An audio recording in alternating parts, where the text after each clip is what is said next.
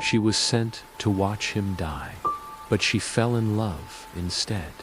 Long ago, in a kingdom ruled more by fear than by justice, there lived a girl who was trained to be invisible. She wore no jewels, no perfume, no name of importance. The court called her the Whisper, though not to her face. She was the daughter of the queen's poison master, a child raised in stillness and shadow, where words were rare and silence was survival. No one noticed her when she moved through the marble corridors, and that was how the queen wanted it. She was never meant to be seen. She was meant to observe, to carry secrets back like coins in a velvet pouch. Then, one cold morning, just before dawn, everything changed. The queen summoned her. No court announcement, no guards, just a quiet voice in a golden room and an order, spoken with silk and steel. There's a prisoner in the lower cells, a foreign prince, accused of treason. You are to bring him water, nothing else. Watch him, learn what he knows, and if he speaks of names, bring them to me. The queen smiled gently, as if she were offering a gift, but the girl knew better. In this palace, kindness always meant danger. She obeyed, of course. She always had, but she didn't know that in doing so, she was walking straight into the story that would ruin her, or save her, or both. Because the prisoner in the dungeon, the enemy prince, with a bruised jaw and fire still in his eyes, was not the monster they had described. 7 days before his execution, something would begin to bloom between them. Something fragile, something forbidden, something neither of them dared name until it was far too late. This is a story of slow-burning love, the kind that grows in quiet places, between whispered words and shared silences. A story of betrayal and mercy, of duty and desire, of a girl who was never meant to matter, and a man who saw her anyway. There are no grand declarations here, no sweeping ballrooms or knights in golden armor, just a girl with ink-stained fingers and a boy with shackles on his wrists, and the strange, impossible love that dared to grow between them. They gave her 7 days to watch him die, but by the time they came for him, her heart was already his. The message came in the dark, not with a trumpet or a servant's bell, not with a knock on her door or the rustle of court silk, but with a whisper, low and breathless, sliding beneath the crack of her chamber door like the wind itself. Her Majesty wants you now. No name, no reason, just a command. The girl was already awake. She had learned long ago not to sleep too deeply in the queen's palace. Not when dreams could be stolen, not when footsteps in the hallway might mean your world was about to end. She rose from her narrow bed in silence. No candle, no shoes, no voice. Only her shadow followed her through the corridor. The queen's solar was lit by 3 flames, one on the table, one in the hearth, one in her hand. Facing the window, her crimson robe dragging behind her like blood spilled on marble. Her hair was pinned up, sharp with golden thorns. She did not turn when the girl entered. Close the door. The girl obeyed. She always obeyed. She stood barefoot on a cold stone, waiting. The queen said nothing for a long time, just stared out into the still black garden, her fingers curled around a goblet of something too dark to be wine. There's a man in my dungeon, the queen said at last. Her voice was velvet and ice, soft enough to make you lean in, sharp enough to leave a mark, a prince, or something like it, a traitor, a spy, one of the border kingdoms. He was caught 3 nights ago, cloaked, armed, crossing into my lands like he owned them. The queen turned, then, slowly. Her face was pale and perfect. Her eyes were not kind. He's stubborn, she said, quiet, smiles too much for someone who's going to die. She took a slow sip from the goblet, then set it down with a careful clink. He doesn't talk to my guards or my priests. He pretends he's calm, but I think he's waiting for something. Her gaze fell fully on the girl for the first time. That's where you come in. The girl said nothing. She had stood in this room before, many times, but something about tonight felt colder, thinner, like the ground beneath her feet had begun to crack. But no one else had noticed. The queen stepped closer. Each heel click on the marble echoed like a bell. You'll go down to the lower cell, the far one. Bring him water. Sit there. Watch him. He won't know who you are, she added with a faint smile. And you won't tell him. The queen lifted a small iron key from her pocket. It gleamed like a fang in the candlelight. If he speaks, you'll listen. If he mentions names, you'll bring them to me. If he says nothing, she shrugged, then he dies in silence. He has 7 days. The girl took the key. Her hand did not shake, not in front of the queen, but something inside her chest, something she'd buried deep, stirred. It had been years since she'd been given an assignment directly. Usually, she worked through intermediaries, the old steward, the garden maid, the apothecary, but this time, the queen had looked her in the eyes that meant something, and not something good. She left the chamber without a word, not because she had no questions, but because questions had no place here, not in this palace, not under that roof. She had learned long ago. Words had weight, and silence kept you alive. She walked through the sleeping halls alone, down through the servants' stairwell, past the kitchen where the ashes still smoldered, through the eastern corridor where the frost clung to, the windows in patterns like veins, and then down into the dark. The dungeon stairs curved like a serpent, narrow, uneven, slick with damp. Her candle flickered as she descended. The key was cold in her hand.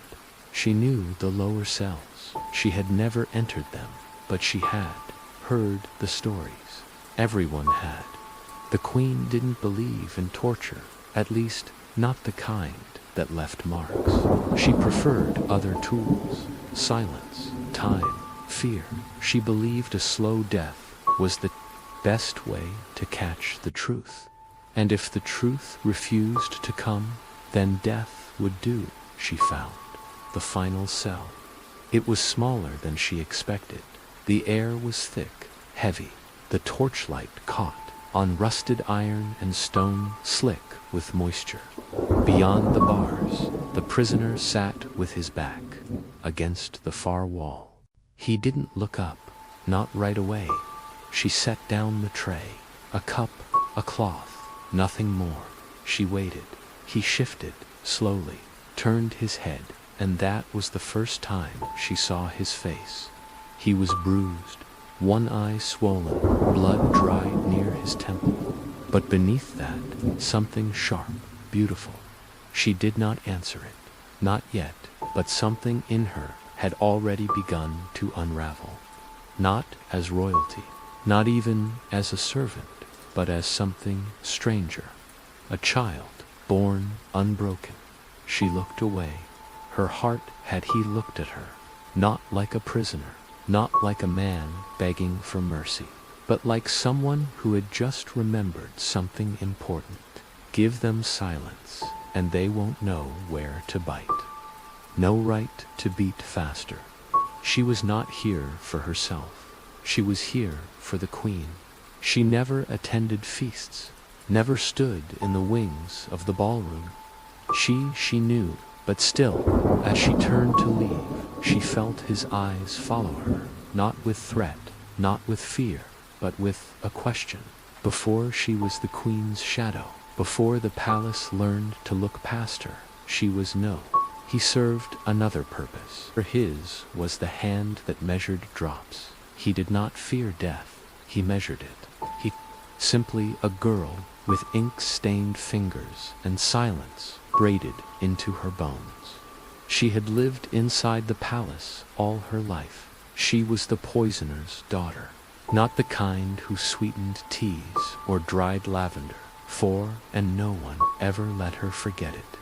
Behind closed doors, raised in the cold corners of marble halls and forgotten rooms, a shadow attached to the wrong name, one whispered, not spoken, one that had no place in the court's golden records. Her father was the royal apothecary, noble women's baths of wolfsbane, brewed potions that whispered sleep, and tested the slow poisons meant for enemies the queen did not wish to accuse in public, stored it in labeled jars, lined up like chess pieces behind locked glass. He showed her how to grind the roots that burned skin, and how to counter them, how to watch for the signs of treachery in a heartbeat or in a glass of wine. He taught her to listen with her eyes, to count seconds between lies, and most of all, he taught her to be quiet. The court eats noise, he used to say. She learned quickly. By the time she was 10, she could brew a tonic that put a grown man to sleep in under a minute. By 12, she could walk through the Eastern Library without a single one noticing she was there. By 15, she was no longer a girl with a name, shadow with a task, wasn't invited to festivals, or winter hunts, or garden concerts. She lived in the hollow space between titles and torches, somewhere beneath notice. But she heard everything. Which duchess had been unfaithful? Which lord owed money to the queen? Which child wasn't truly of royal blood, despite the color of their hair? She didn't speak of these things, would, but they filled her, the way ivy fills a wall, silently, invisibly, until the stone itself is changed. She slept in a narrow bed, in a quiet corner of the lower palace, beneath a window that didn't open, and beside a shelf of herbal manuscripts her father had once treasured. Sometimes, when the wind blew just right, she could hear the bells from the upper tower, soft and distant, like a lullaby from a world that didn't belong to her. She didn't envy the courtiers with their brooches and ballads. She didn't long for a title or a crown.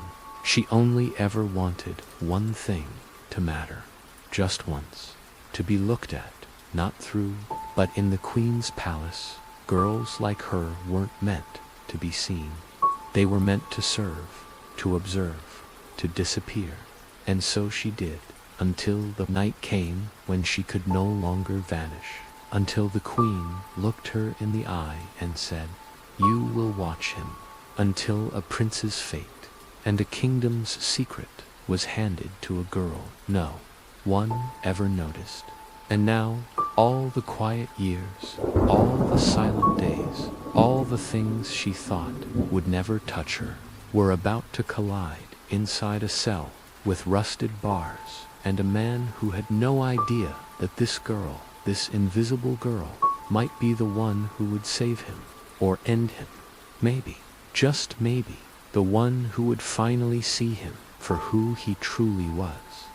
The dungeon corridor was not meant for warmth. Even in summer, the air there clung to the skin, like wet linen, cold, thick, unmoving. Stone walls sweated in silence. Iron gates loomed heavy and black. And somewhere beneath it all, you could almost hear the castle breathe. A low, ancient sound, like the groaning of a creature asleep too long beneath the earth. The girl moved through it as if she were part of the dark. She held a tray in both hands, a simple one, pewter cup, folded cloth, nothing more. Her shoes made no sound on the stone. She had walked these steps in her mind a dozen times since the Queen's command. She had imagined this moment, this meeting, but now that it had come, something in her refused to settle. It felt like standing at the edge of something vast and quiet. A river, a cliff, a beginning. The guards didn't follow her into the corridor. They never did. They knew who she was, not by name, but by role, by rumor. The poisoner's girl. The one who walked where others hesitated. The one the Queen trusted with things too delicate to be spoken aloud. She reached the last cell, the farthest one, the deepest, the one that was always locked, even when no one was. And there he was, sitting on the floor, back against the wall, wrists shackled with iron, bands too tight for comfort, but not enough to crush. His legs were drawn up, his head bowed, slightly, as if listening to something only he could hear. He didn't look like a prince, not in that moment. His clothes were torn, the fine stitching undone by rain, mud, and careless hands. His boots were stained, one missing a buckle. There was blood on his cheek, dry, faint, old, but there was something in the way his spine refused to curve, in the stillness of his hands, the tilt of his head, something that spoke of dignity, of fire not yet gone out. She knelt in silence, set the tray beside the bars. The metal creaked as it touched the ground. The sound echoed, and at last he looked up, and for the first time she saw his eyes. They were the color of dusk, not quite gray, not quite blue, like the sky just before it. Let's go of the sun, and for a moment, just a breath, she forgot why she was there, because he wasn't what she expected. She had imagined someone older, sharper, arrogant, wounded, a prince from enemy lands, should have been hard, cold, proud. But this man, he looked young, not in age, in ache. His face held the kind of tired that didn't come from sleepless nights, but from carrying too much for too long. His expression wasn't defiant. It was curious, quiet, as if he were trying to place her water. He said, voice rough, like it hadn't been used in days. She nodded, pushed the cup through the bars. Their fingers did not touch, but she felt something. Anyway, a pull in the air, like the moment before thunder breaks. He drank slowly, never breaking eye contact. It made her uneasy, not because he stared, but because he didn't do it with the hunger of a man starved for company. He looked at her like she was a puzzle, a story with missing pages, something half remembered and not yet real. And then, as he set the cup down, he said nothing more. She waited. Part of her wanted him to speak again. Another part feared it, because even in that brief exchange, something inside her had shifted, like a string being plucked, softly, once, but enough to echo. She stood, lifted the tray, turned away. But as she reached the steps, something made her pause. She looked back. He was still watching her, and though his face was unreadable, there was something in his eyes that startled her. Not sorrow, not suspicion, but recognition, as if, in some distant way, he already knew her, not from the court, not from the Queen, but from somewhere older, deeper, a dream, a story, a fate not yet spoken aloud.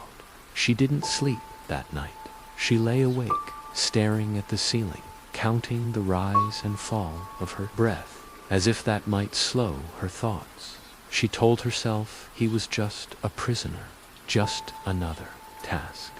But when she closed her eyes, it was his gaze she saw, and she knew. However this ended, she would never be the same again. Silence is not empty. It has weight, texture, breath. In the dungeon, silence settled like fog. It wrapped itself around the stone columns, clung to the rusted iron, dripped slowly from the ceiling like forgotten time. It filled the space between prisoner and watcher, not as a void, but as something alive. And in that silence, something began to grow, not quickly, not loudly, but steadily, like moss across forgotten stones. She returned the next morning, and the one after that, and the one after that, 7 mornings. In total, 7 trays, 7 quiet exchanges. The guards didn't speak to her. They barely looked at her now. One had begun leaving the gate unlatched, as if even he had grown used to the routine. She would descend the stairs before sunrise, the hem of her dress damp from the courtyard's dew. She would carry the tray, she would bring the water, she would wait, would be there always, never sleep, never speaking, just watching. He never asked her name, never asked where she came from or what she wanted, but he knew she would come, and she did, not because she had to, not after the first 3 days. By then, she could have. Said the prince was silent, unresponsive, a waste of the queen's time. She could have ended the assignment, gone back to the safety of her father's apothecary, slipped once more into the margins of palace life, but she didn't, because something in her needed to see him. It wasn't just his silence, it was how he wore it, like a cloak, not a cage, like a man who had learned to carry pain the way others carried weapons, not to wound, but to survive. She noticed things. The way his eyes tracked the candle flame when she placed the tray on the ground. The way his right hand twitched at night, as if it remembered a blade that was no longer there. The faint scar on the side of his neck, half hidden by his collar. Not a war wound, but a punishment mark. She never asked, he never told me, but every day she lingered just a moment longer, just long enough for the silence to shift. On the 4th day, he hummed, barely a sound, just a thread of melody, low and old and filled with dust. It caught her off guard. She didn't look up, didn't speak, but something in her chest ached, a strange ache, like remembering a song from a dream. She recognized it. She hadn't heard it since childhood. A lullaby her mother used to hum before the queen had her sent away. The notes were wrong, slower, sadder, but the bones of the tune were the same. She turned to go, but her foot hesitated on the first step. He stopped humming. She looked back. He was staring at her, not with challenges, not with pity, but with something softer, something like memory. She said nothing, but she nodded, and for the first time since her assignment began, he smiled, just slightly. By the 6th day, the silence no longer felt sharp. It felt like a space. They shared a quiet room between 2 people who had not yet decided if they were enemies or not. On the 7th day, something changed. She had barely set down the tray when she felt it. The pause. He didn't reach for the water. He just looked at her. "Why do you come?" he asked. His voice was low, rough from disuse, but clear. She froze. Her fingers curled tighter around the tray. Her throat tightened. She was not supposed to answer, not supposed to speak, but her heart, traitor that it was, answered for her. "Because I can't stay away. Because when I sit beside you, I feel real. Because I think you already know who I am, and that terrifies me." But she said nothing. She stood, turned. I walked away. But as she reached the stairs, her pulse loud in her ears, she heard him again. "You're not one of them," he said quietly. "You move too quietly." She didn't look back. but her hand tightened around the railing, and in that moment, the silence between them shattered, not into noise, but into recognition, the first spark of something dangerous, something sacred, something that would change everything. There is a kind of silence that protects, and then there is the kind that begs to be broken. For 7 days they had lived in the first kind, that soft, quiet space where the eyes speak what the mouth dares not, and every glance holds a sentence, never spoken aloud. But on the 8th day, the silence changed. It didn't end, not fully, but it leaned forward. It tilted like a breath held too long. She hadn't meant to come so early. The sun was still low when she stepped out into the pale courtyard, her cloak wrapped tighter around her shoulders than usual. Fog hugged the garden paths. Somewhere a bell chimed, not the court bell, but one from the city below, a fisherman's hour, a beginning meant for those who knew what it was to rise in the dark. She had barely slept. Each night her dreams stretched longer. He was always in them now, sometimes silent, sometimes singing, sometimes standing at the edge of her vision, never speaking, never touching, but watching her the way he had watched her in the cell, as if she were a secret only he remembered. She told herself she was here because the queen might ask for a report soon, that her presence was still part of her duty. But deep down, she knew she came because something had started between them, something wordless, something dangerous, something she didn't want to leave alone. The dungeon was still empty when she arrived. No guards, no footsteps, just the sound of dripping water and the distant groan of rusted hinges settling into cold stone.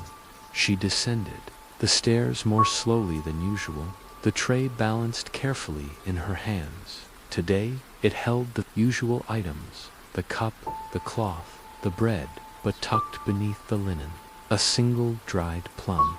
She didn't know why she'd brought it. She had seen it in the kitchen, small, soft, forgotten, in the corner of a wooden bowl. She picked it up without thinking, slipped it into her sleeve, as if it were contraband. Now it sat beneath the cloth like a question. He was already awake. He sat in the same corner, but his posture was different today, less guarded. His hands rested loosely in his lap, his eyes half closed, as if he had been listening to something far away and only just returned to himself. She approached quietly. Kneeling by the bars, she slid the tray forward. For a moment, neither of them moved. Then he looked up and spoke. "You always come early when it's cold." His voice was softer than before, less hoarse, but it still carried that same edge, not sharp like a knife, but like the memory of one. She startled, not because he spoke, but because of what he had said. He'd noticed, he'd been watching, he remembered. She looked down at the tray, her hands folded in her lap. She had been trained to avoid speech, to listen, to observe. But now, the weight of her silence felt heavier than his chains. So she answered, quietly, carefully, "It's easier to move when the others are sleeping." It wasn't much, not a confession, not a truth, but it was enough. His eyes crinkled just slightly at the corners. "Smart," he murmured. "I used to do the same." She looked at him, truly looked. Before she asked, he nodded. Before all this, he gestured faintly. With one hand, the iron cuff clinked against the wall. "Before I became something to be locked away." They didn't speak for a while after that, but it wasn't the same silence anymore. It was warmer, closer, like the hush that follows a shared secret. She watched as he unfolded the cloth on the tray. His eyes paused when he saw the plum. He picked it up carefully, held it between his fingers. Is this allowed? She hesitated. Then I don't think the queen gave me rules about plums. He laughed, softly, quietly, but it was a laugh, and it was the most alive sound she had ever heard in that place. He didn't eat it right away. He just looked at it for a long time, like it reminded him of something. My brother used to steal these from the merchant stalls, he said. He always gave them to me first. Said I was too serious. Said I needed sweetness. He glanced up. Do I seem serious to you? She smiled before she could stop herself. Just a flicker, but he saw it. No, she said. You seem tired. He lowered his gaze again. The smile faded from his lips. That I am. The silence returned, but this time it was different. Not a wall, a blanket. She sat a little longer than usual, her back resting lightly against the opposite wall. She did not speak again, neither did he, but their words lingered in the air between them like candle smoke, fragile, real, and for the first time they were no longer prisoner and watcher. They were two people caught in the same quiet storm. There is a moment in the dark, just before the candle dies, when everything feels more real, as if, for the briefest flicker of time, the world holds its breath and lets its guard fall away. Shadows soften, edges blur, and what was once hidden becomes something else entirely. She began to feel that moment more and more when she was with him. By the 9th day, her steps had slowed. Not enough to be noticed by the guards, not enough to be suspicious, but enough that she lingered. She told herself it was habit, that her duties required her to observe, to remain near. But she stayed longer now, pretending to fold and refold the cloth, pretending to study the bread for signs of spoil, pretending to wait for a moment that didn't belong to her. And the prince, he noticed. He didn't speak again, not at first, but his eyes followed her, not obviously, not in hunger or suspicion, but with a strange, quiet patience, as if he was memorizing her, not her face, but the way her fingers moved, the way she tilted her head when listening, the way her lips pressed together when she wanted to speak but didn't. She told herself to look away, but she didn't. When he leaned forward in the shadows, candlelight catching the edge of his jaw, she looked. When he brushed his knuckles across his collarbone, as if to soothe a thought, she watched.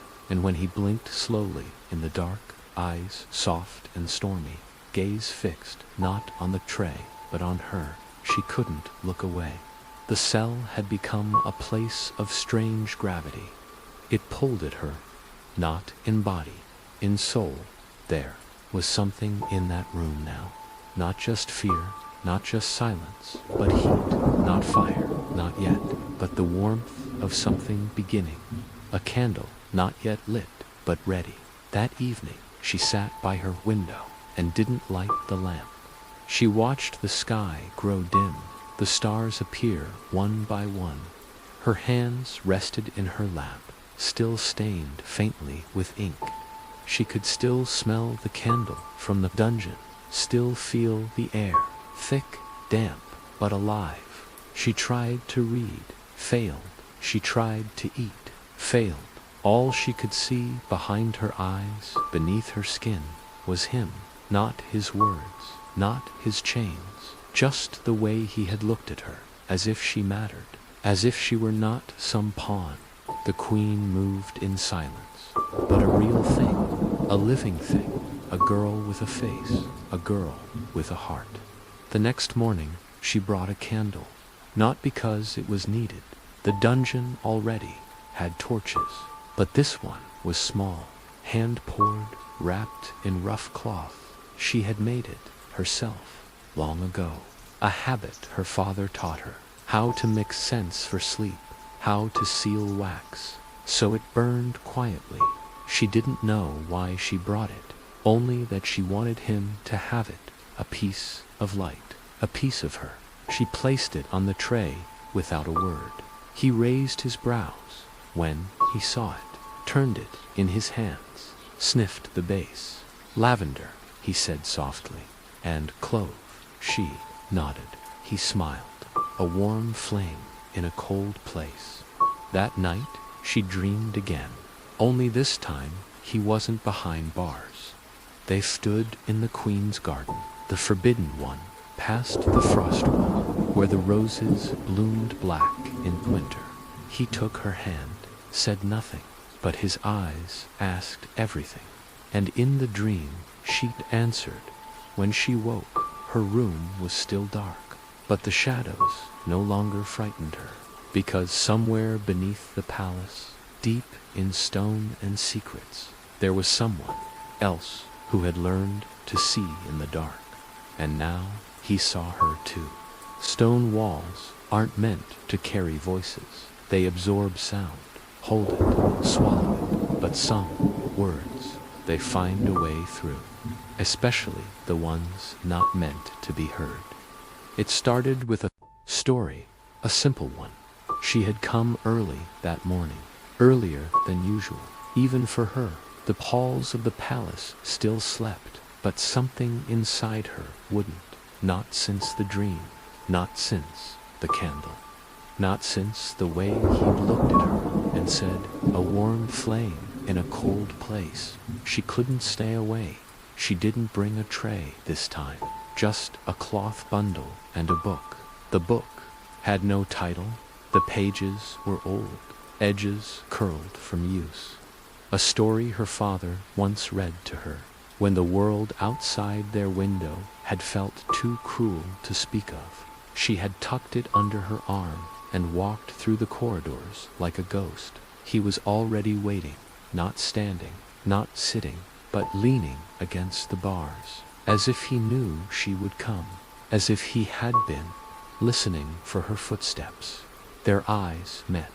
No words, just recognition, soft, immediate, full of things neither dared say. She knelt, unwrapped the bundle, but the words carried, because they weren't just words. They were opened the book and began to read. Her voice was quiet, barely louder than breath. Offerings. Let the silence, each sentence, a bridge, each line a thread across the space between them. She didn't look up as she read. She didn't need to.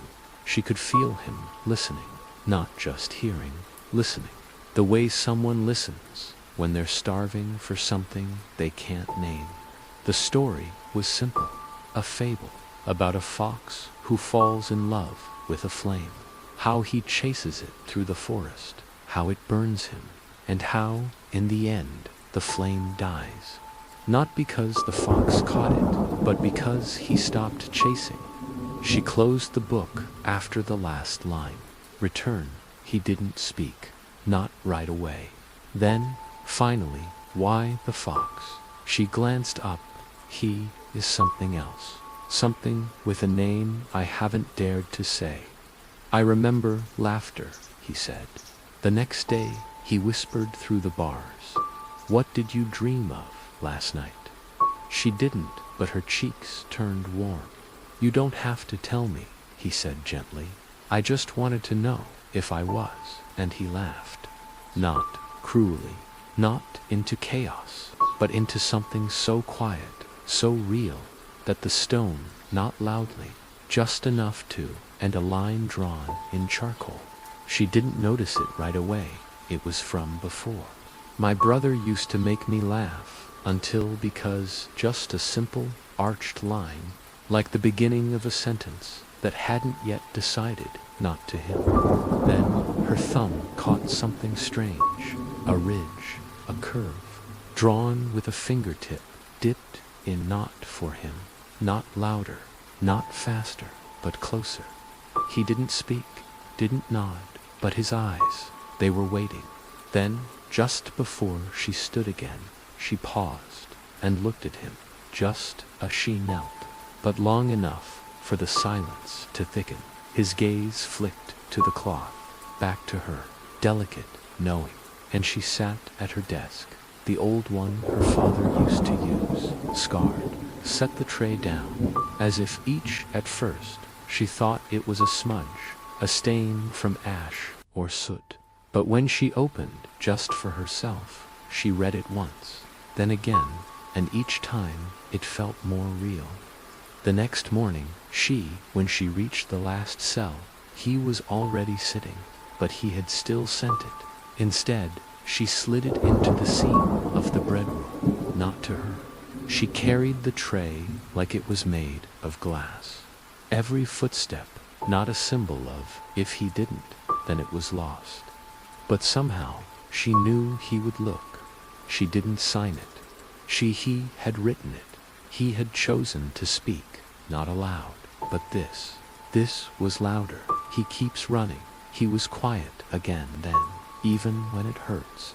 She nodded, her breath caught. She stared at it for a long moment, her heartbeat especially. Then, what do you mean? Not a story, not an order, something from you. She hesitated. He stepped closer to the bars, rested his hands on the iron. Tell me something real.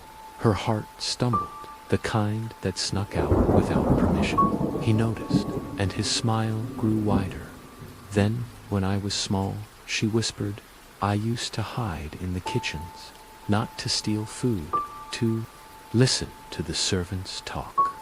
I wanted to know what laughter sounded like when it wasn't forced.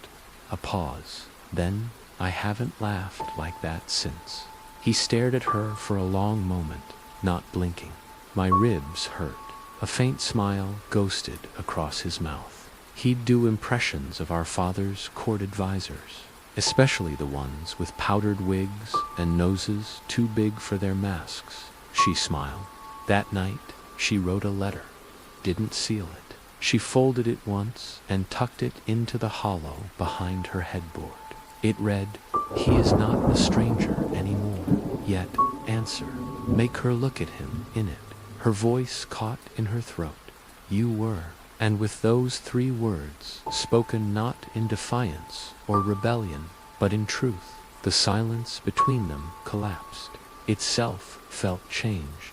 It began with a piece of cloth, early, not yet dawn, when she slipped into the kitchens and gathered the tray. Her hands moved on instinct, arranging the bread, the cloth, the cup. The candle beside her flickered as she folded the linen with practiced ease. A mark, the cloth, fully. She saw it clearly. A single mark, charcoal, smoothed just beneath the fold. A question, unfinished, not a word. Warning, what it wanted to be. Slower than it should have been. Not in calm, but in awe. It was nothing, and it was everything. Than anything he could have said.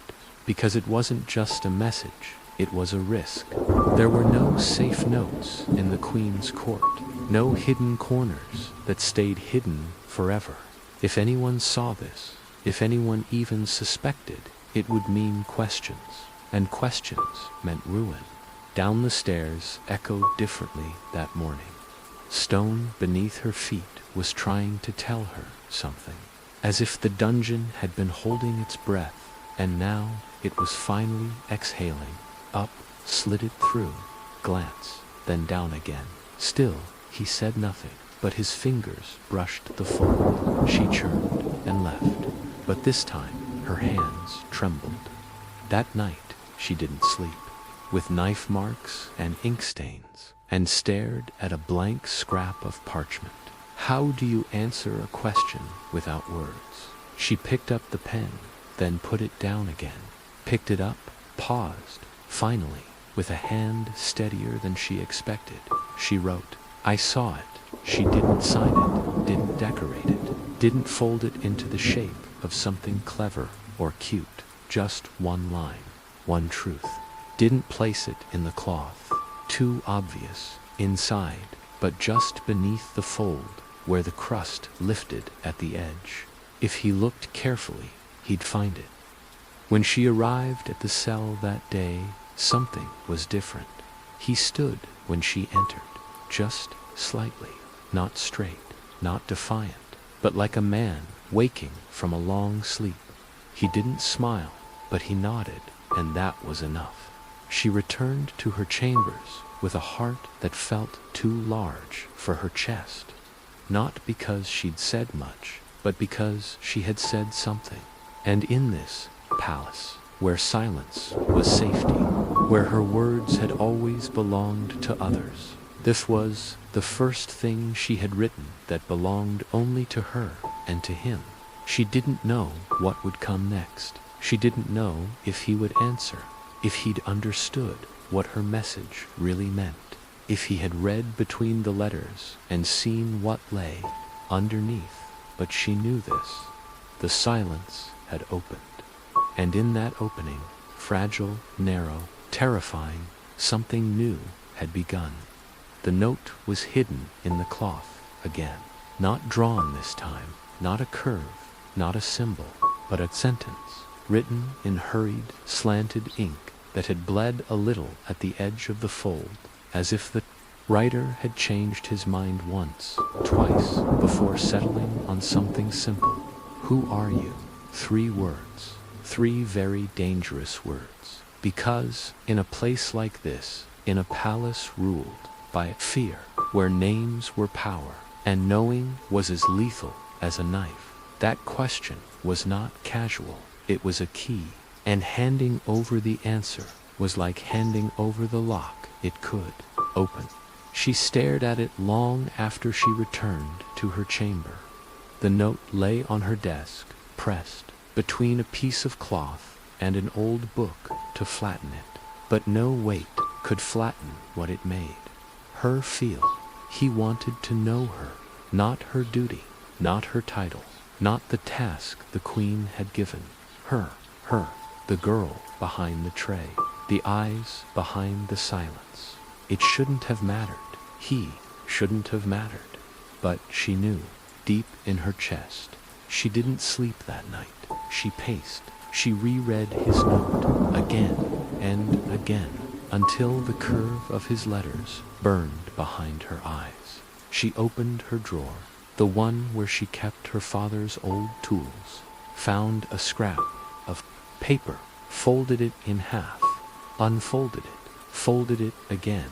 Finally, she wrote, but not her full name, not the name the queen had given her at birth, the one they had stripped from her records, not the name used in court when people wanted to say her without saying her.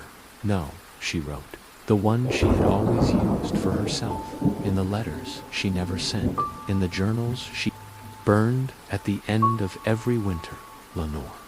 Not a lie, not the whole truth, just enough. She tucked the note into a small cloth pouch and tied it closed with thin thread.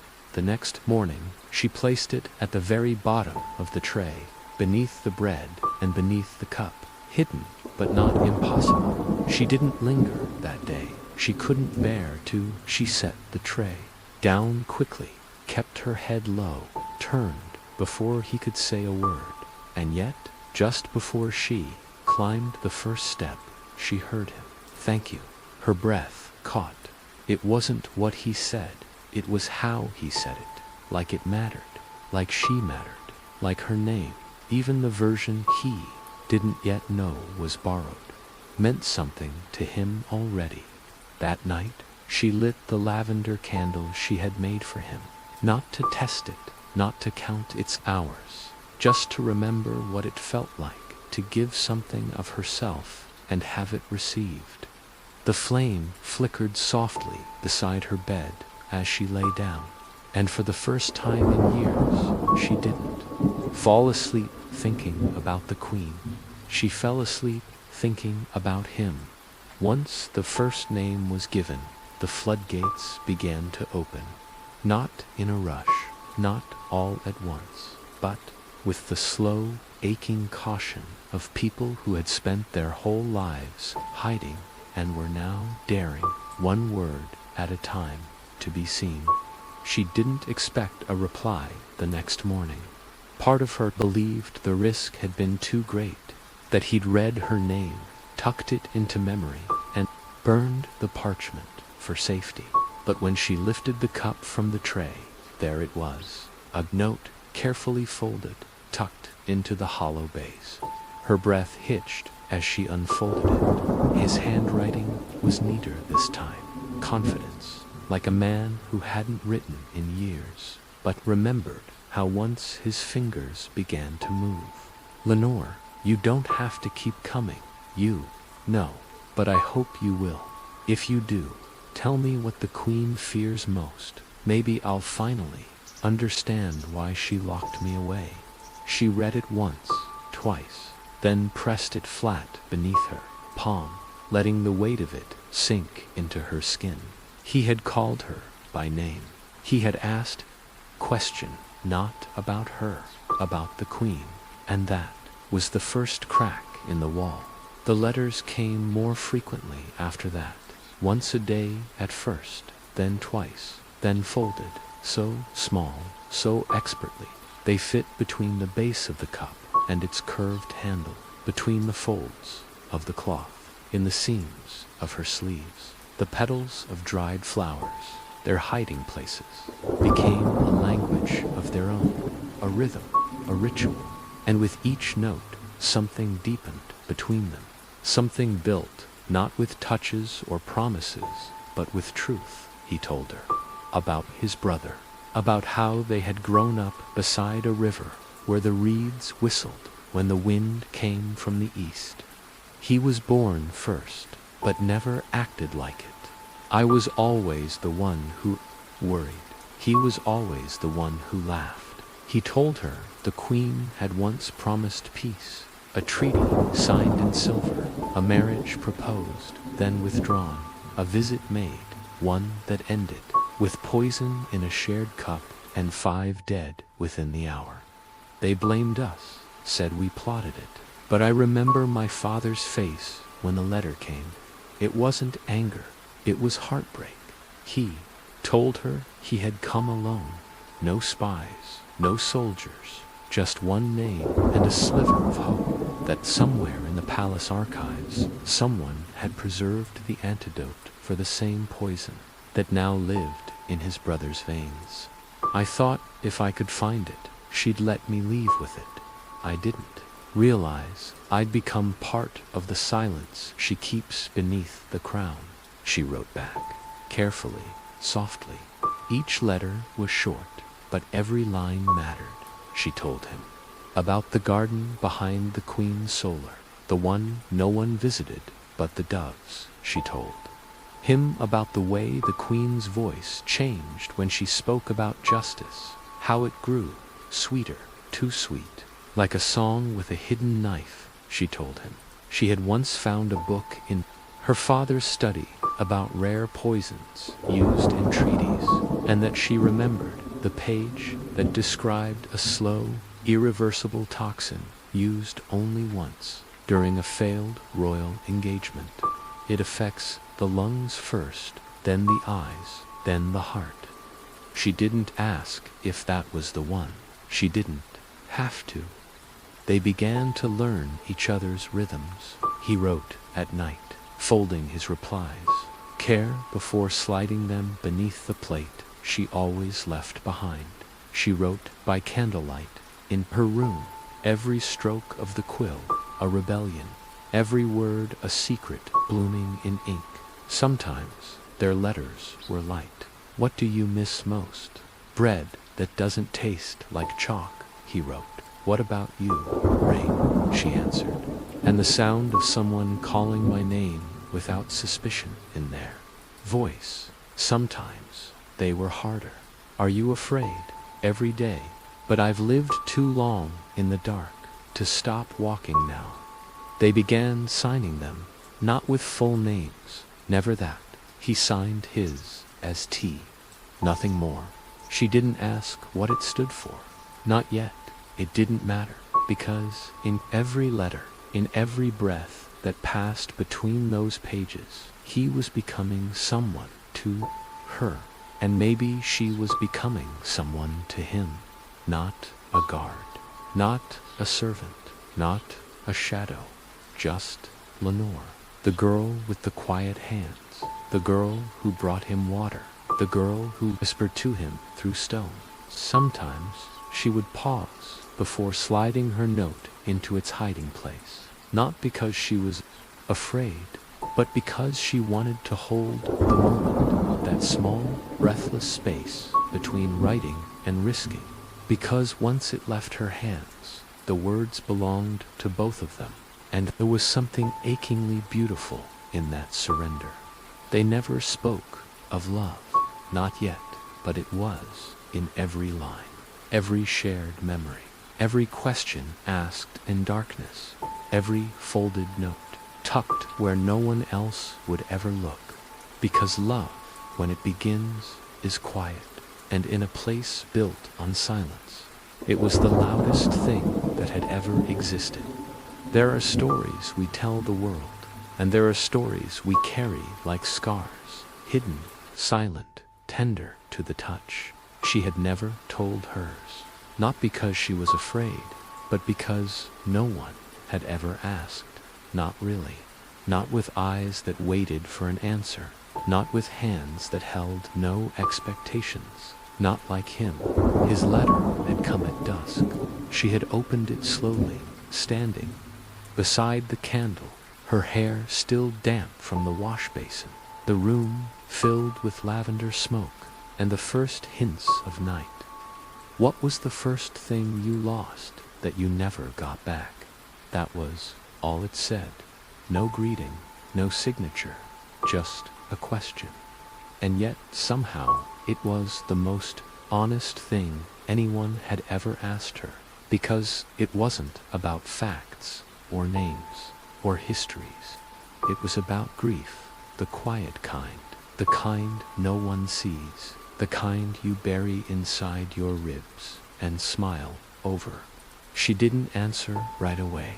She sat by her window, watching the sky darken into violet, and she thought not about the Queen, not about the letters, not even about the danger. She thought about a little girl in gray linen, a girl who once stood at the edge of the great courtyard and stared through the bars of the garden gate, watching the royal children play beneath the apple trees, chasing petals, laughing freely, their sleeves stained with blossoms. She had watched them for hours. She had wanted to laugh with them just once, but she never tried to step forward, because she knew, even then, that girls like her were not meant to touch joy, only to witness it from the edge.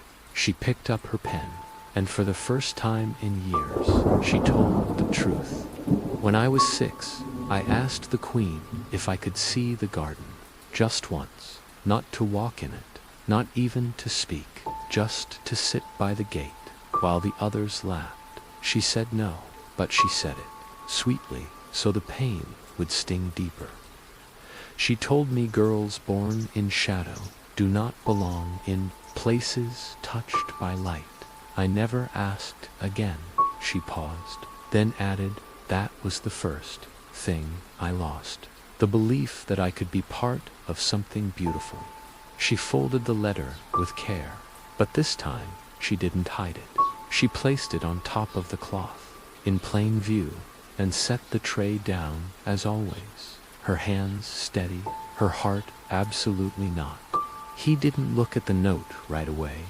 He waited until she had stepped back, until the silence stretched, until it became clear that this wasn't just another morning. Then he opened it and read. His face didn't move much, no gasp, no wide-eyed pity, but something shifted, a stillness beneath the surface, like a well stirred from the bottom. He folded the letter again, pressed it against his chest, and for a moment, just a heartbeat, he looked like a man praying. That night, His reply came wrapped inside the bread. She found it without effort. Her hands already knew where to search. The parchment was soft, worn at the edges, like he had held it for too long before writing. The ink had smudged slightly. When I was 7, I threw a stone at my tutor and said I didn't want to learn diplomacy.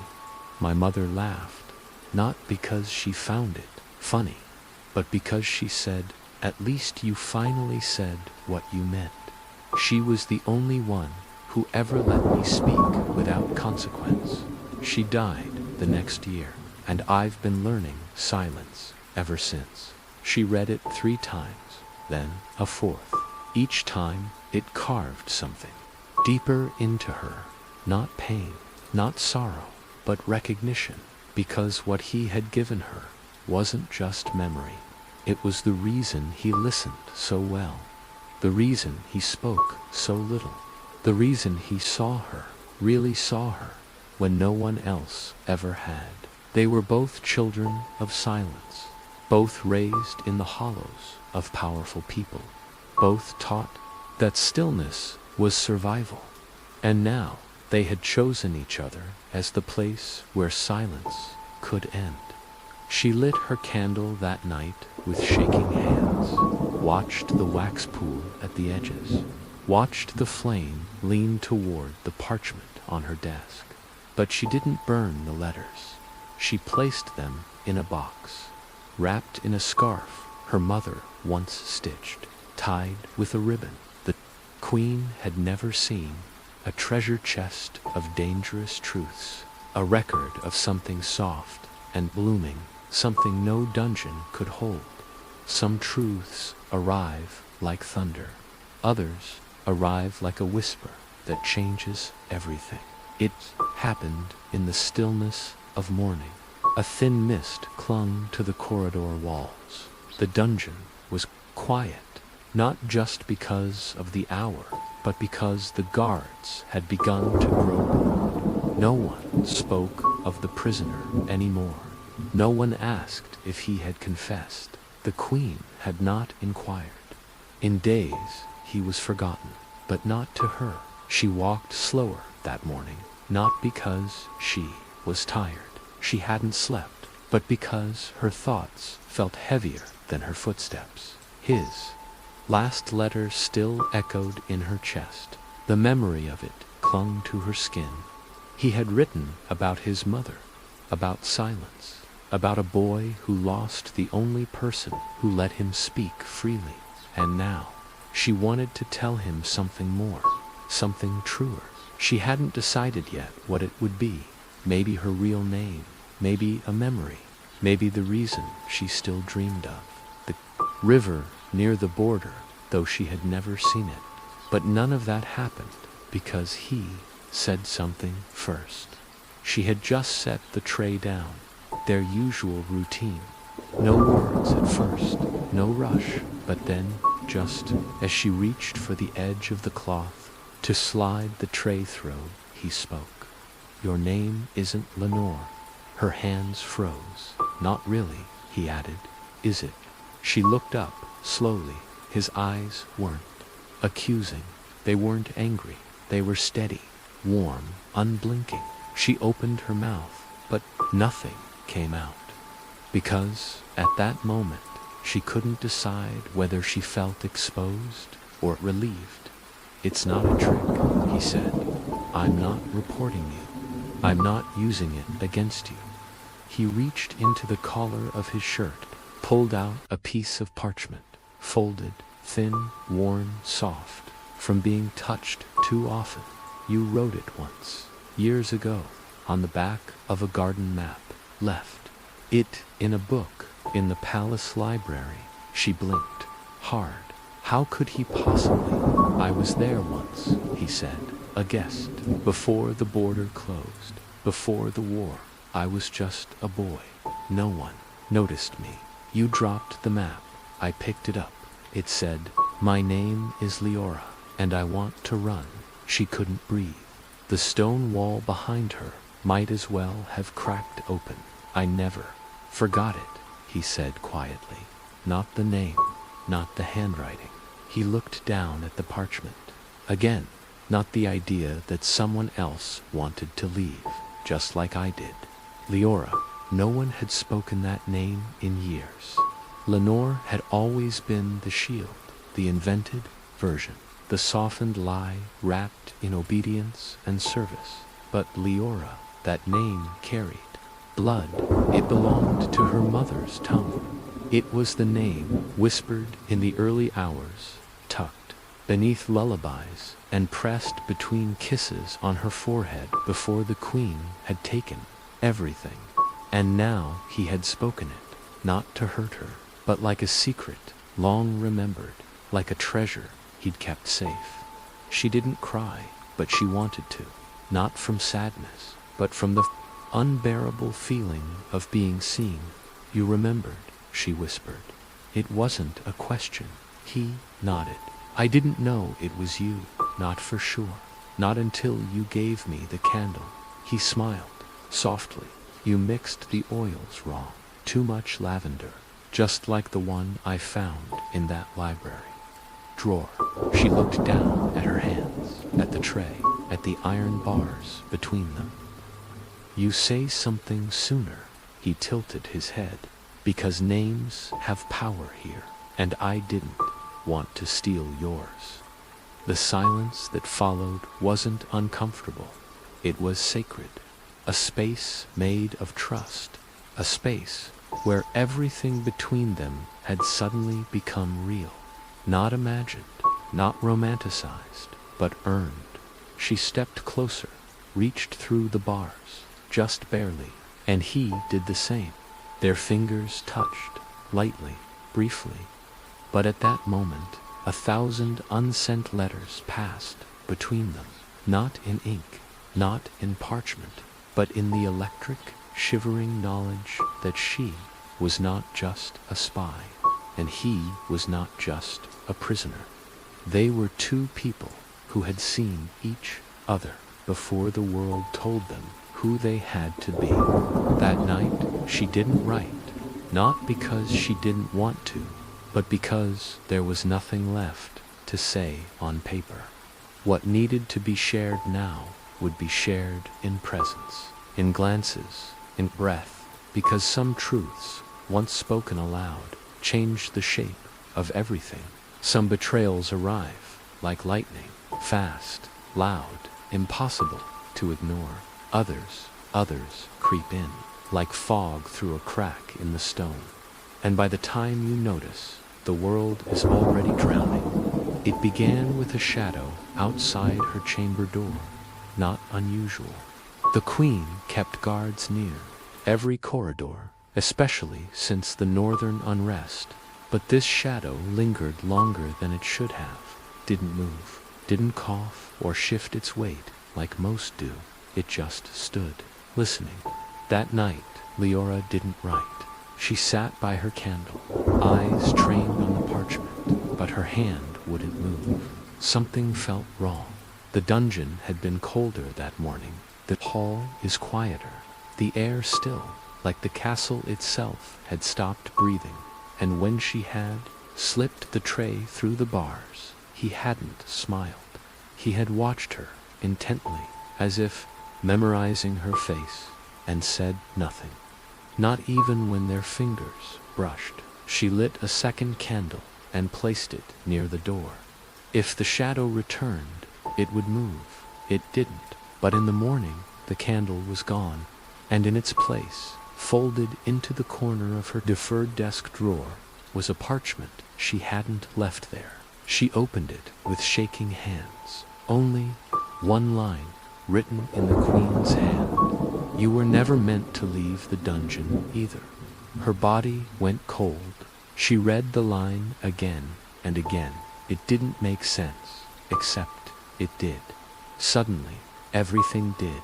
The assignment, the secrecy, the fact that she, a girl trained in silence and shadows, had been chosen to watch, not to question, not to speak, only to witness. The queen had never expected her to survive this, not emotionally, not politically, and certainly not alive. Leora stumbled back from the desk, breath catching in her throat. He must speak before he dies. You will be the one to listen, not interrogated, not reported. Listen, and then what? Disappear. Confess. Be silenced. The queen never gave without a cost. Love.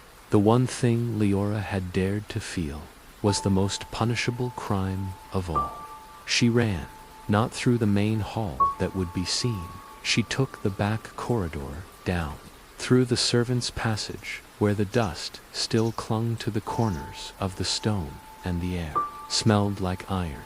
She reached the dungeon just as the bells rang for the midday meal, loud enough to cover her footsteps. He was waiting, but this time, when she arrived, he wasn't standing. He was kneeling at the bars, holding something in his hand.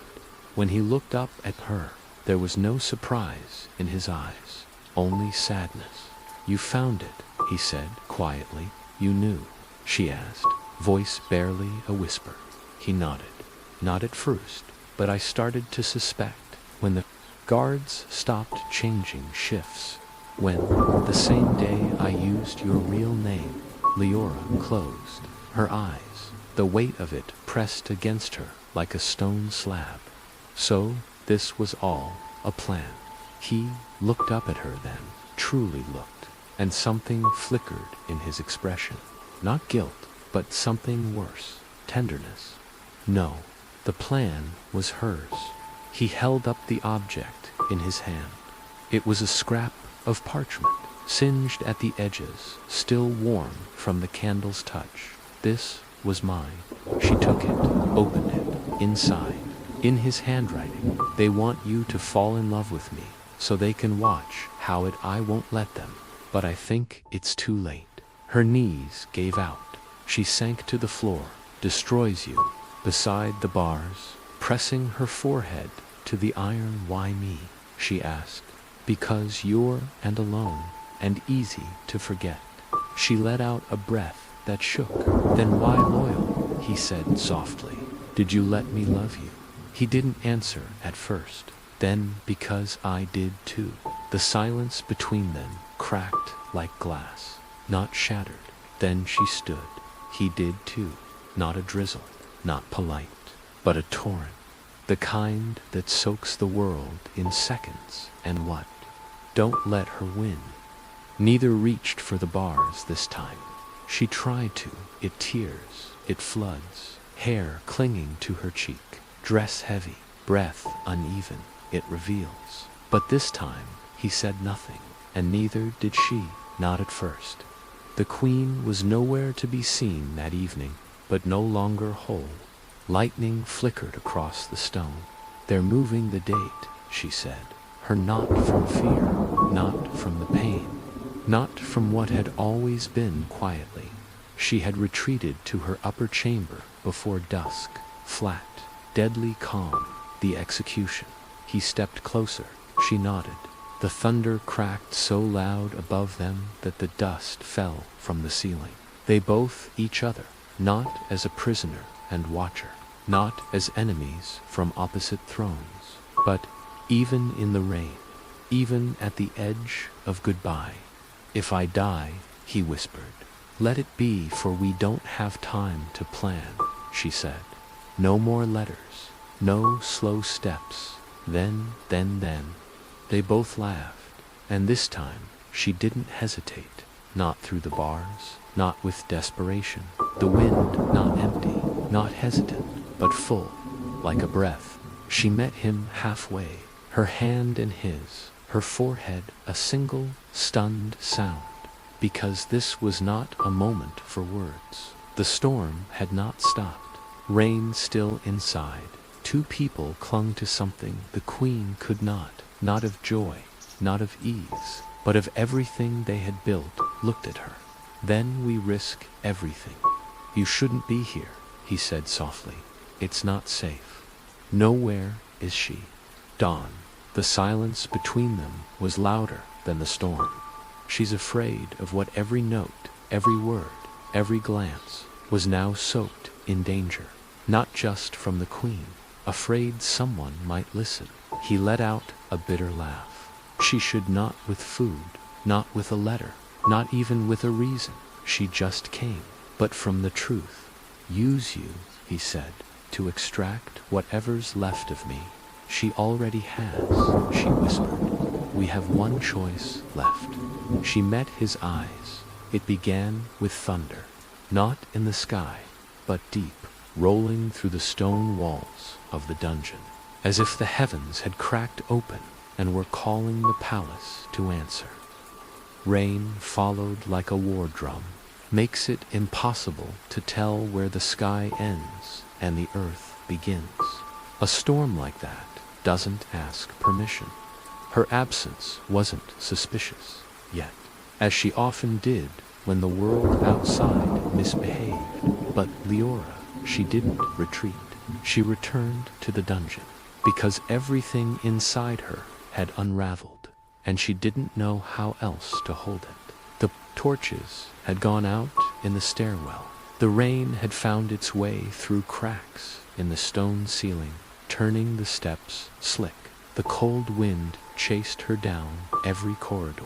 By the time she reached his cell, she was soaked. He stood when he saw her. She stood at the bars, watching the rain streak down the small barred window above them. The wind howled. Voice was small. Tomorrow. You'll say, Leora continued. B.Q. stepped forward, pressing her palm to the iron bars. Rain still dripped from her fingertips. What? He took a breath. Lightning flashed again, illuminating the space between them, and for the first time in weeks, neither looked away. Building between them answered, flinched. Recognition that this, somehow, had become the only real thing in a world made of lies. If this is the last night, he said slowly, I want it to matter. It already does. He reached through the bars, resting gently against the cold iron. Their breaths mingled in the narrow space between them. Neither spoke. There were no words left that could mean more than this touch. Outside, the storm screamed, control, as two souls who had been broken open by truth and still chose to stand together. Even in the dark, something true. She looked up at him, her eyes burning. Then don't die, he smiled. Save me. And just like that, without ceremony, without light, without witnesses, she kissed him. Never been given anything soft, and had decided to steal it from the world anyway. There is a silence that comes after a kiss. Earth holds before blooming. They stayed like that, the iron bars still between them, but hearts pressed against something that felt almost weightless. Her forehead rested against his. Neither spoke. Hammered the stone above. Thunder rolled low like the growl of something ancient. Whistled down through the cracks in the walls, carrying the cold into their bones. But neither of them moved. And for the first time since her assignment began, Leora didn't feel like she was hiding. Tell me something true, she said softly. He looked at her for a long time. I never believed I'd be saved. Her breath caught. Not because I thought I didn't deserve it, he added, but because I didn't believe anyone would try. I'm trying, she whispered. I know, he said. Then that's the part I don't know how to live through. She pulled her hand away slowly and pressed it over her chest. Then she reached beneath her tunic and drew something out from the ribbon stitched inside the lining. A pendant, small, silver, worn. She held it up. This belonged to my mother, she said. She hid it during the purge, said it carried the last breath of her homeland. She reached through the bars and pressed it into his hand. Now it carries mine. He stared at it, then at her. You're giving this to me? No, she said. I'm giving it to us. Why? She smiled, but it was the kind of smile that broke the heart a little. Because if we don't survive, I want there to be proof we existed. He closed his hand around the pendant, as if he could already feel her heartbeat trapped inside the metal. Then he leaned forward again, resting his forehead against hers. I promise, he said, if I make it out, even if I'm alone, I'll tell the truth. I'll carry your name. I'll carry your story. She pulled back, just enough to meet his eyes. You won't be alone. You don't know that I do. How? She placed a single finger over his lips. Because I'll come back for you. Neither of them said goodbye. Goodbye was too final, too cold, too easy to break. Instead, they let the moment stretch, let their hands linger, let the candle burn low. And when she turned to leave, she did not run. She walked, steady, clear, and slow. Because there are some promises you do not need to speak again. You just keep them. Some plans are forged in council chambers, with maps spread across war tables, with men shouting over each other and history bending under boots. But not this one. This plan began in silence, in a single flame, in a girl's room, lit only by candlelight and the quiet sound of a heart deciding not to break. Leora didn't sleep that night. She couldn't. Not with dawn approaching, not with the execution set, not with the promise still ringing in her chest. So she stayed at her desk, fingers moving with a precision born from years of being overlooked. She wasn't trained in battle, but she was trained in shadows, in quiet, in subtlety, in the kind of rebellion no one sees until it's too late. She spread out the tools of her escape like a ritual, a wax-sealed locket, hollow inside, just large enough to hide a key, a servant's cloak she'd lifted from the laundry weeks ago, worn enough to pass, and a crust of hardened bread from the last tray she had taken down to him, the perfect texture to burn just enough to reveal the map. Because not every message was written in ink. Some were written in fire. The map was a memory, etched into her thoughts like scar lines. She'd traced the corridors hundreds of times. In her head, the servant routes, the blind corners, the door with the broken hinge, 3 levels, beneath the kitchen, and most importantly, the drainage tunnel, long sealed, long forgotten. But her father had shown it to her once, when she was just a child, with wide eyes and shoes too big. This, he had whispered, is where truth runs when it's not safe above. At the time, she thought he meant philosophy. Now, she knew better. She tore strips from her sheets to use as bindings, wrapped the key in one, tucked it into the hollow locket, then moved to her mirror and stared at herself. Not the girl the queen had trained, not the quiet one, not the silent servant, but Leora, the girl who had once written, I.e., want to run on the back of a garden map and left it where a stranger could find it. The girl who now knew love and would kill to protect it. At the last second, she picked up a thin iron hairpin from her drawer and slid it into her sleeve, not for vanity, for defense, for locks, for promises, for what might come next. She left her room before the second bell. Guards were changing shift, sleepy-eyed, yawning, still full from the queen's supper. No one looked at her.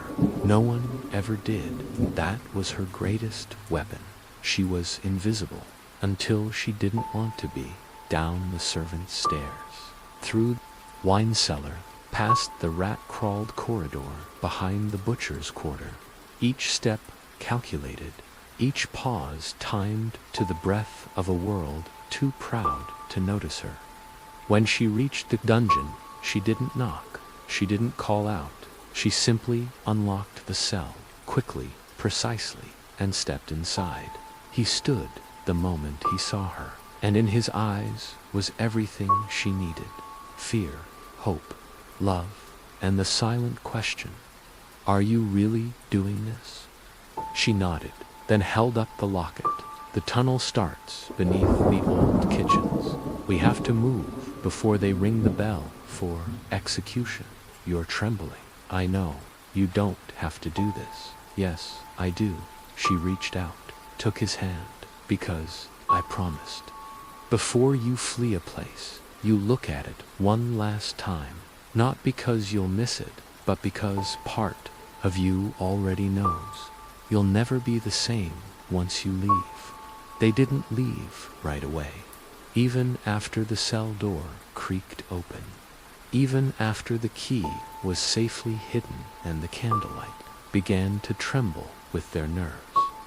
Even after the moment of decision had passed, they stayed just a little longer, as if the air still remembered them, as if this terrible stone box, this cold and unforgiving room, had somehow become something else, not a prison, but a memory. He sat down on the stone bench, slow and deliberate, the same place he'd sat for weeks, the same place he'd watched her from. Leora remained standing. She wasn't ready to sit, not yet. She looked around the cell, the cracks in the stone, the corner where she had once dropped a letter too quickly, the scorched line in the wall where a torch had burned too long. She traced each one with her eyes. These were their marks, proof that they'd existed in here together, not as enemies, not as symbols, but as people. "Strange," he said softly, "how even cages can feel familiar." She nodded, then stepped forward. "Do you regret anything?" He looked up at her and smiled. It wasn't bright, it wasn't triumphant, but it was real. "Only that I didn't say your name sooner." She knelt beside him, careful, slow. Her fingers reached out and touched the back of his hand, not to urge him, not to rush, but simply to feel.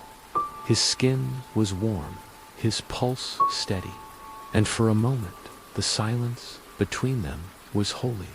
"I wrote one last letter," she whispered. "To who? To no one. To the walls, to the queen, to the child I used to be." She pulled a folded parchment from her pocket, edges frayed, ink smudged, where her hands had trembled. She had written it that morning, before the candle died. "What did you say?" he asked. "I said, I choose him." He looked down, then reached for her hand, held it tight, and if you had to choose again, she leaned in, placed her forehead against his, and breathed. "I'd choose you faster." They stayed that way, kneeling on the stone, hands joined, breath shared, not because it was safe, but because it was theirs. And in this place where love was never meant to bloom, they had made it grow anyway. Eventually, she stood, tucked the letter into the straw bedding in the corner. It would burn later, or be found, or ignored. It didn't matter. It wasn't for the queen. It was for the silence that had kept her quiet all her life, and the silence that now followed them like a witness. "Are you ready?" she asked. He stood too. "No." He reached for her hand again. "But I'm going with you anyway." The palace did not sleep, not fully. Even in the dead of night, there were boots that echoed, voices that murmured, candles that burned low in rooms where power never closed its eyes. But shadows moved differently for people like Leora. She didn't walk like a prisoner or a spy. She walked like someone no one noticed, because she had trained her whole life to disappear, and now it was saving them. The first stairwell was easy, 2 turns, no guards. The storm had softened to a drizzle now, but the ground was still slick with its memory. They moved like breath, fast and silent. She led, he followed. Every step forward felt like a rebellion. Every breath was a risk. They passed through the undercellar, past the room where dried herbs hung like offerings to silence. He reached out once and touched her back, just briefly. "We're really doing this, we are," she whispered. "You still have the pendant, close to my heart." And she did, tied tight to her neck beneath the cloak. They reached the narrow passage behind the butcher's corridor. This was the danger point. The corridor opened to the outer guard's path, a place not often watched, but known to shift without warning. And tonight it was not empty. 2 guards, talking, laughing, their swords resting loosely against their hips. One held a skin of wine. The other was smoking dried lavender through a pipe, drunk, distracted, but not gone. Leora froze, pressed back into the wall. He followed, his breath held tight beside her. Couldn't turn back. There was no other way. The tunnel was just beyond that archway, the old servants' gate that led beneath the hill, past the well, and out through the iron drainage grate. A few more steps, and they would be gone. But the guards stood between them and freedom. "I'll distract them," he whispered. "You run." "No, Leora, you promised me, and you promised me you'd survive." A pause, and then a choice. Leora slipped the iron hairpin from her sleeve. "We do it together," she said. "One breath, one move." He nodded, and in that moment they became something more than escapees. They became weapons. They stepped out, fast, deliberate. Before the first guard could speak, Leora was on him, the hairpin driven straight into the soft flesh beneath his chin. He gurgled. The second turned, shocked, but too slow. The prince was faster. He slammed the man's head into the stone wall. Once, twice, until the body slumped like a discarded sack. It all happened in seconds. But the blood felt like it fell in slow motion. Warm, thick, real. Leora stood over the first guard, panting. Her hands trembled. There was red on her wrist.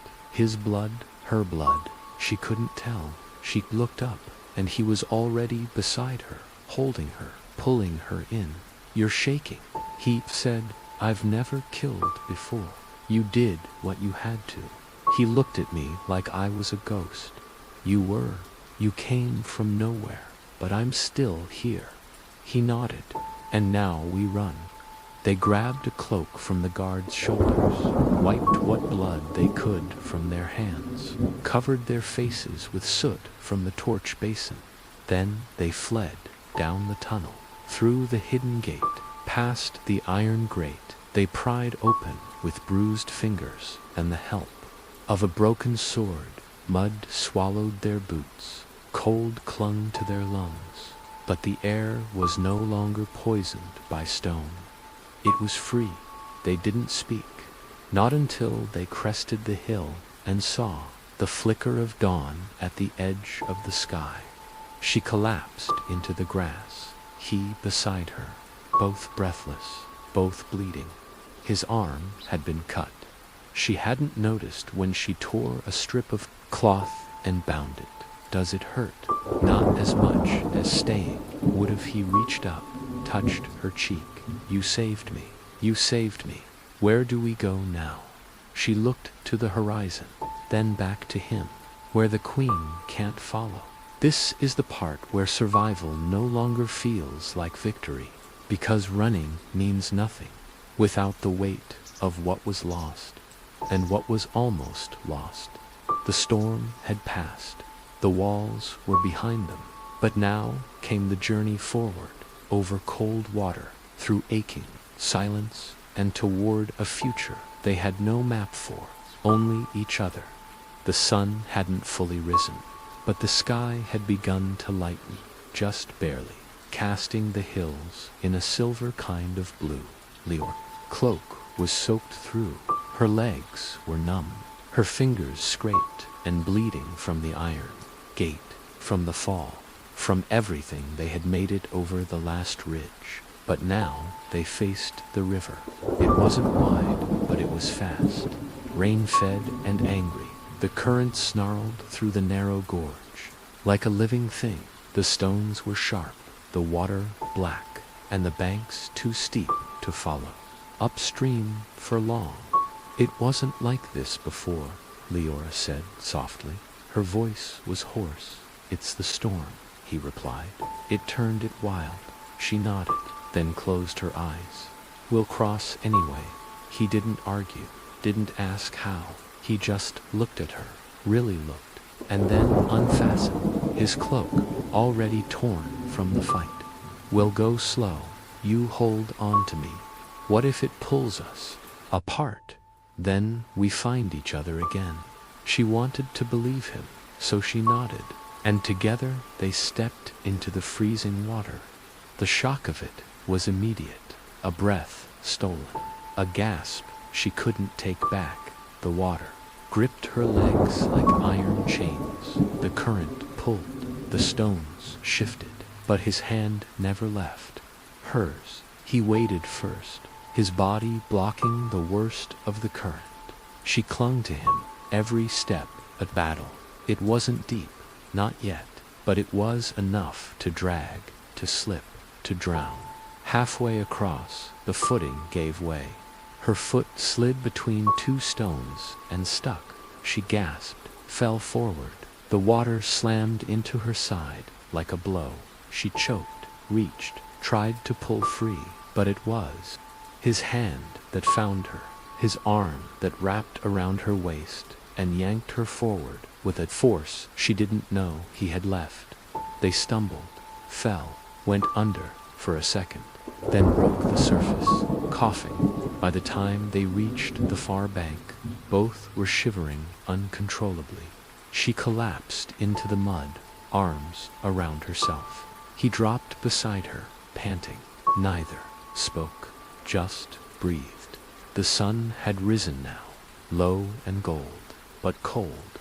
Everything around them glistened with rain and ice and blood. He turned to her. His lips were blue, his shoulder still bleeding, but his voice was steady. You saved me. You keep saying that, she whispered, because it keeps being true. She stared at him for a long moment, then reached up, touched his face just lightly, with fingers that shook. We shouldn't be alive, but we are. For now, that's enough. They sat there like that, side by side, on the wet grass, until the shaking passed. Not completely, but enough to move again, enough to look forward, enough to begin again, together. As to people who had crossed more than a river, they had crossed the edge of their old lives and found each other on the other side. They were distance, they were the shape of freedom, but freedom was never easy, and Leora was tired, bone deep, tired, the kind that settled behind her eyes and in her spine, in the bruises she didn't remember getting, in the places where fear had once lived. They walked for hours, stopping only once to drink from a narrow stream and rest their backs against a moss-covered log. He insisted she lean on him. She didn't argue, because the truth was she could barely walk. Her right ankle was swollen, her knuckles were scraped raw, and her lips were cracked from the cold. But she didn't. There was an understanding now between them, quiet and complete, not born from words, but from the places they had bled together. The cabin came into view near sunset. It wasn't much, just a crooked thing tucked into a copse of pines. Its roof sagged slightly to one side, and its chimney leaned like a tired old man. She hid here when she was pregnant with me, and no one ever found it, no one who lived. She said it without pride, without fear, just as a fact. He looked at her for a long moment, then said softly, "You're her daughter in every way. Someone had lived here once, with care, There were dried herbs hanging from the beams, a woven blanket folded at the end of a small cot. Jars lined the wall, most empty, a few still filled with honey or oil. She touched the edge of a cracked bowl on the shelf and smiled. "She made stew in this," she murmured. The way her voice softened, and for the first time he saw her not as a shadow or a soldier or a savior, but as a daughter, a woman, a memory still alive. He lit a fire while she boiled water. She found an old salve in the drawer, something sharp. His shoulder was worse than he admitted. She peeled away the makeshift bandage and winced. "You need stitches. Can you do them? Can you bite down on something done worse?" "You're a terrible liar," he smiled, barely, but it was enough. She sewed the wound with trembling fingers, not from fear, but from neither did he. His hand found hers in the dim firelight. "What happens now?" he asked. "We breathe," she said. "We eat, we sleep, we heal, and then we keep going together." She looked at him, eyes soft, lips chapped, hair loose from its braids. Later, they lay beside the fire on the worn rug her mother had once woven. He traced the scars on her arm, the ones no one else had dared to touch, and she touched the hollow beneath, his collarbone, where a blade had once missed his heart by inches. They said nothing, because they had already heard each other's truest truths, in footsteps, in silence, in the way they stayed. Outside, the wind sighed through the trees, but inside there was only warmth and the scent of pine and the soft exhale of two people who had nothing left to hide, not from each other, not from themselves. The fire had burned down to soft embers. A faint golden glow stretched across the floor, catching the curls of smoke as they twisted toward the ceiling beams. And for the first time in weeks, maybe months, Leora didn't wake with a gasp in her throat. She woke slowly, softly, warm, wrapped in wool, wrapped in peace, wrapped in him. His arm was around her waist, not tight, just enough to know she was there. Her head rested just beneath his chin, and the rhythm of his breath moved through her hair like wind through wheat. Outside, the forest whispered. Birdsong pierced the quiet, delicate, and new. But inside, there was only stillness. And for once, stillness didn't mean danger. It meant safe. She didn't open her eyes right away. She wanted to stay in that quiet moment just a little longer, where nothing had to be explained, nothing had to be fought, where she was simply Leora, not a spy, not a shadow, not a whisper in a queen's ear, just a woman in the arms of someone who saw her. "You're awake," he murmured. His voice was rough from sleep, still low, still soft. She smiled, eyes still closed, barely. "I thought maybe you were dreaming." "I was. Good dream." She opened her eyes, slow and clear, turned her head to look at him. His hair was messy, his eyes still tired, but he was smiling, just barely, and in that moment she thought, he's beautiful when he's not afraid. "You were in it," she said. "What was I doing?" "Smiling. How brave. You weren't in chains. That's a start."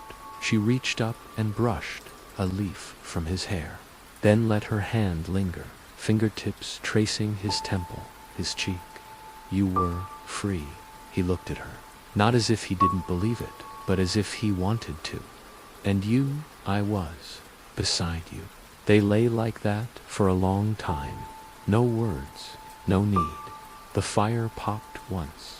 A bird fluttered past the window. She pulled the blanket up to her chin and shifted closer. "What happens now?"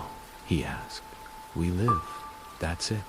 That's everything." He laughed quietly, and the sound of it wrapped around her like another blanket. "You really think we can?" he asked. "Not forever," she said, "but maybe for a while, and that's enough." She looked into his eyes. "It has to be." He reached for her hand beneath the blanket, found her fingers, laced them together, and in that one gesture, in that small, silent act, after a while they rose. She found old oats in a jar.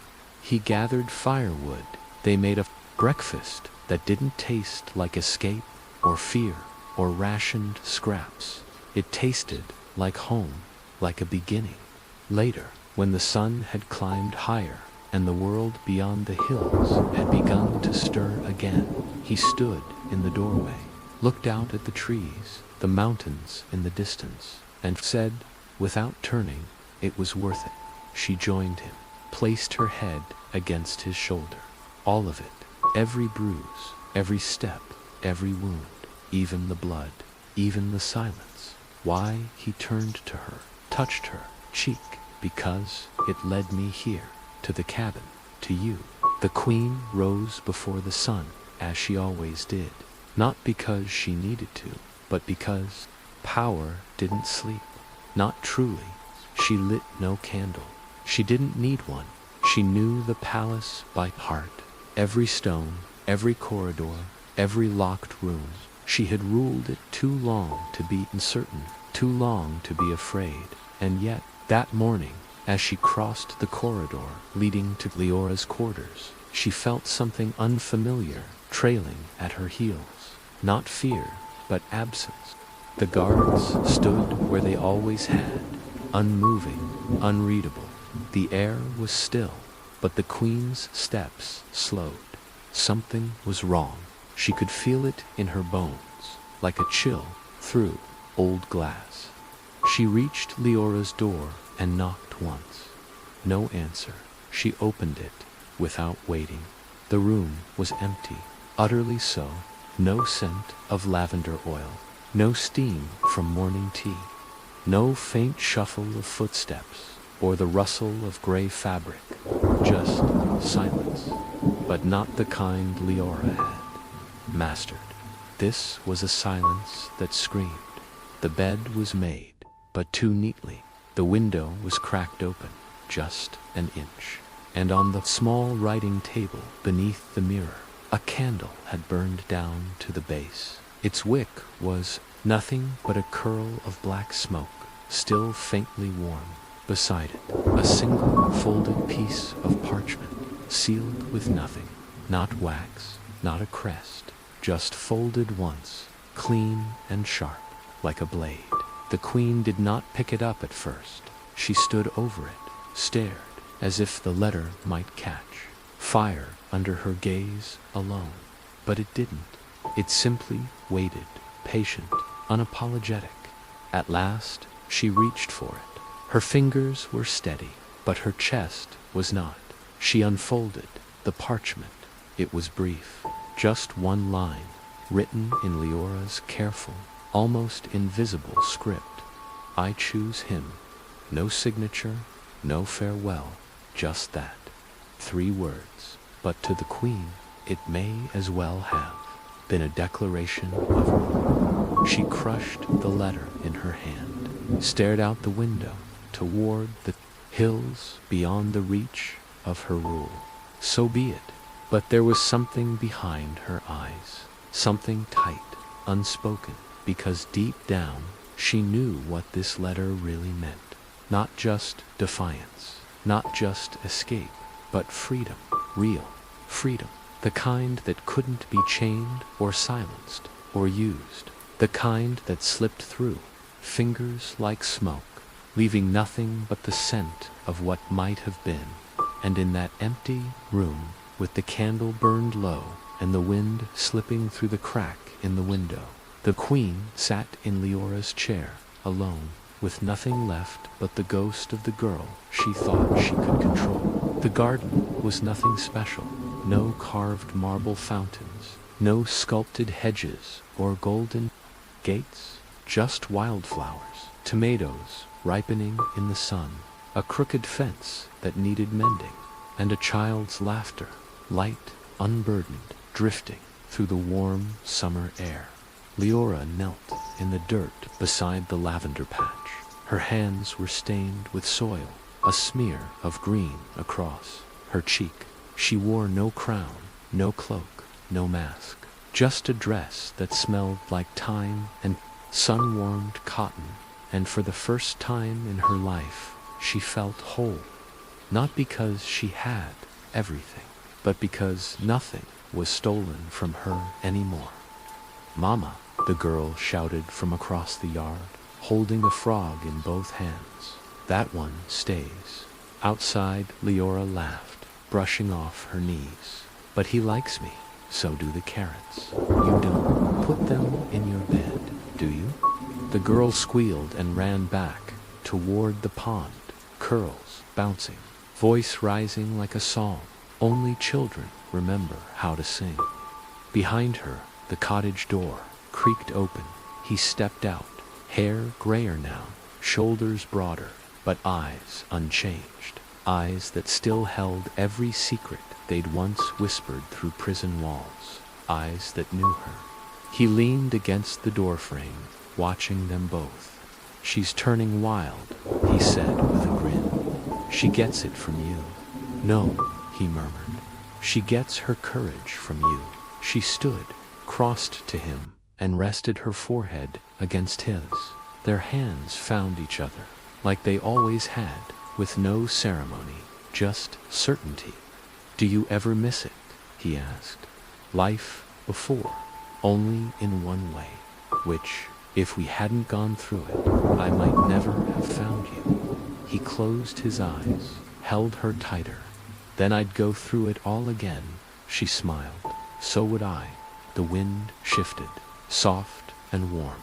The lavender swayed, and somewhere, beyond the hills, they'd once crossed in fear, the world turned without them.